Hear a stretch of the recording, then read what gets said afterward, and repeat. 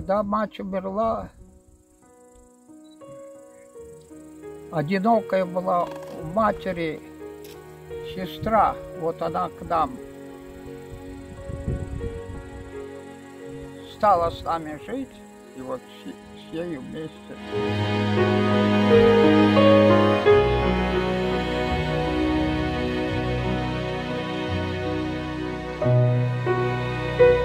Была больница на 20 коек. Вот этот поселок ведь большой был. Вот этот больницу освободили, и всех крымских татар в эту больницу и поселили.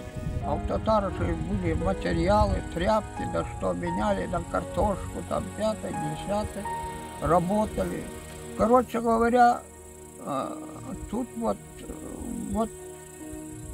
я знаю, что в этом районе никто с голоду не умер.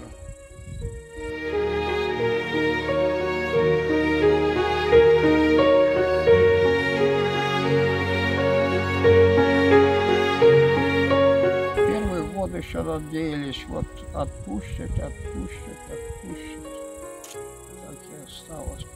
Я дважды в Верховный Совет писал, а я писал, что, значит, нас было 4 детей, что у нас отец в таком-то году умер, мать в таком-то году умерла, да, причем мы, кто-то был, если виноват, да кто должен и отвечать по заслугам, а мы дети-то, причем там туда-сюда.